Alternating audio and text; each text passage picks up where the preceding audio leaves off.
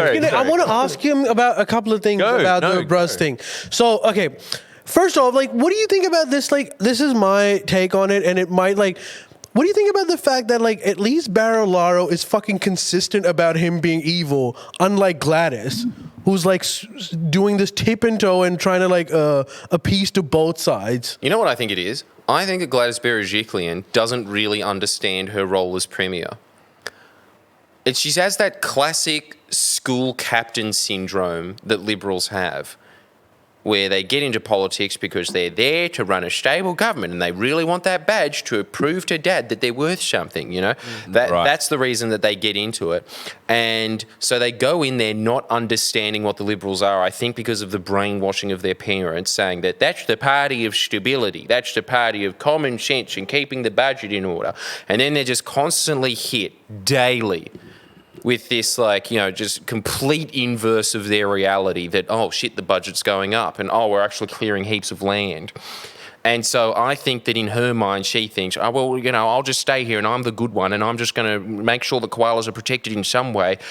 No, as I say to Matt Keane, Gladys, if you really want to do good by the state, campaign against yourself in the next election. Don't. I suck and do not vote for me. And you can help me by voting for the other me. Exactly. It's the same thing as Malcolm Turnbull, how he just sits there in his book going, oh, all of these Labor values are terrific, but I'm just going to say that they're mine. But he's describing Labor's policy position and going, too bad I couldn't get it through cabinet.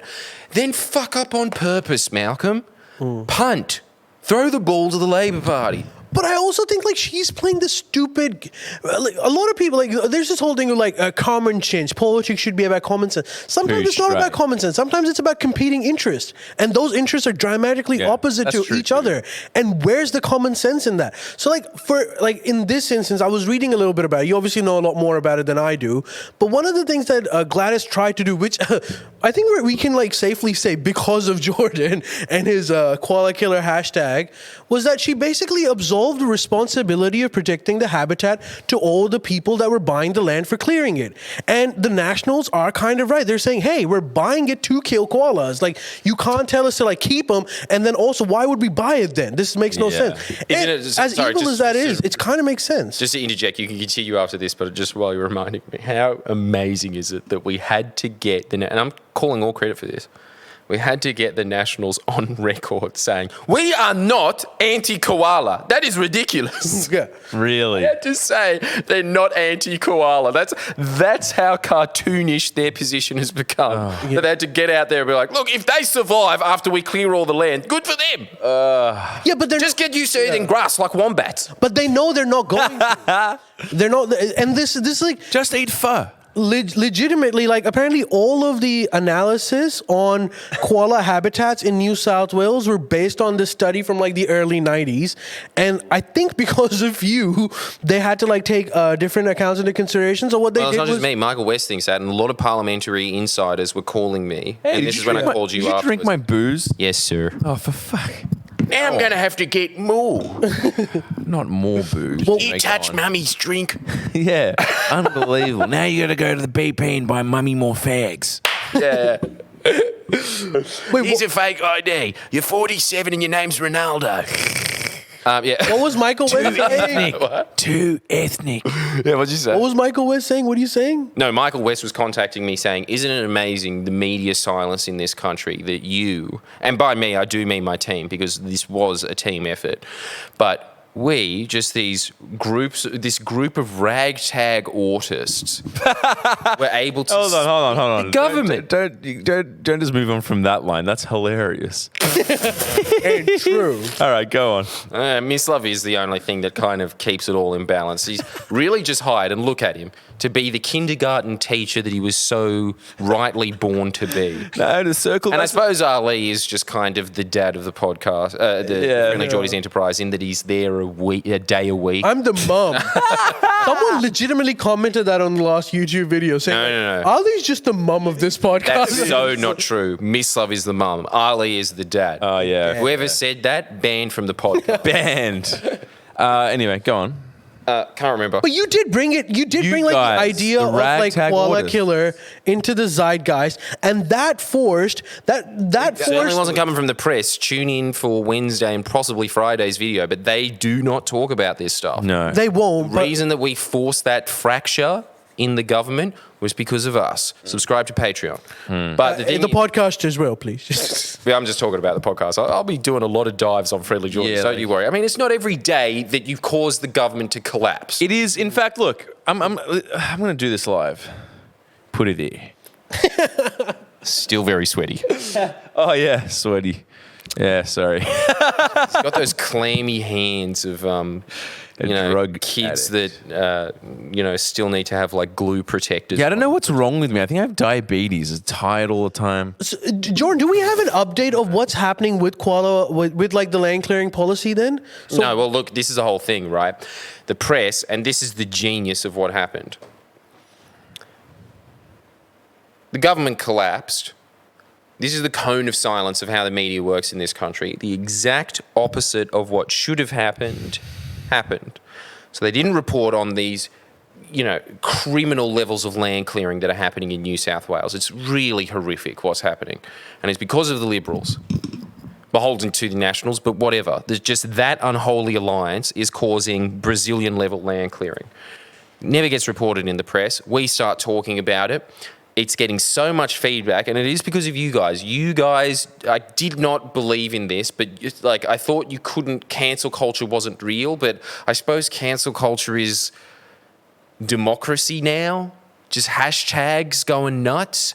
But every time you guys get the hashtag going, hashtag koala killer, more people are woken up to the fact that she is killing koalas. No one wants that to happen. And so she's forced to act on it. Now, I wish that what happened was that everybody realised that the land clearing rates is the terrible thing that's going on, because that's causing 1,000 species to go extinct, not just koalas. and well, koala is one. But, no one wants koalas to go extinct, but it's just something that normies can get in their head that that's not good. That shouldn't be happening. So she's at least had to act on a surface level, on an optics level, to look like she is protecting koalas. But this is that's like obviously the media perception. But she isn't protecting koalas by any means. What she's saying is that, all right, you guys can still do all of the land clearing or whatever you want, but just make sure that you don't kill any koalas. Yeah. That's not doing anything. That's just like relegating responsibility to like the people that are buying it, who are saying like, look, we're buying this so that, well, I don't know, we can keep all the cows. We're going to have to bring down these trees. She's not doing shit. Yeah. She's basically just saying, It's like, just okay, PR. deal with my problems now. That's what she's saying. yeah. It's just- and that's why I think, like, National's point of view, even though it's very evil, they're, like, hell-bent on, like, destroying the planet and all of the natural habitat, but it's more consistent. They're saying no, because we are buying this land for clearing. We can't ensure that we'll be able to protect koalas here. That's true. That's at least what they're selling. But you know the reason why the Nationals are so against it? It's because all the koala protection bill happens, which you would have read about in the media, because that's all they were talking about, is Gladys Berejiklian stands up to John Barilaro to protect koalas. But all she's passing is the koala protection bill. And the press is so stupid in this country that they say, like, oh, koalas, I assume that's good for them. That was their looking into it. They looked at the name of the policy, but if you look at it, all it does, it's exactly what Susan Lee did, where she just goes, I can't do anything to protect biodiversity, endangered species. What do you mean? Like, that's the Biodiversity Act that was passed under the Hawke government. You can protect these. No, that's a state issue. So she just bucked it down to state, and now state is going, it's a local council issue. They can look after whether koalas get protected or not. Forgetting to mention that most of the local councils where koalas are found are firmly under the grip of the Nationals, completely beholden to them. So they're not going to be checking any of that. They don't get any additional resources to check on it, even if they want to. But there will be a few select councils in more hippie areas like the mid-north coast or something, right, where they have a council that is not beholden to the Nationals that might push back a couple of development proposals.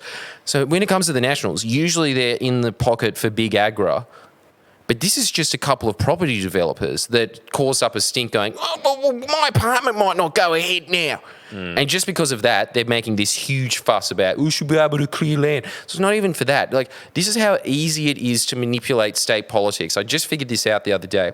Noam Chomsky used to always say, and it used to depress me so much, that when it comes to state politics, which is why federal politics is always trying to put as much responsibility as possible on the state, is that when it comes to state, even medium-sized businesses can really impact policy when it comes to the state. But what he doesn't mention is so can medium-sized media enterprises. Friendly Jimmys. It is amazing, but any press that the state politics get, because there is no press there, you can really fuck them up. You can splinter. This has never happened. If they split up, that would be the first time in coalition history that ever happened. And that is the closest that they ever got to that. And that was purely because of you guys sending the hashtag, and it got some attention on state politics and they freaked out. The Jeez. And to think about the fact that all caused by a guy that can't sleep in his house because he's afraid of ghosts and sleeps outside in his car. I mean, cosmically Like New it makes South Wales sense. Parliament. What the fuck is going on?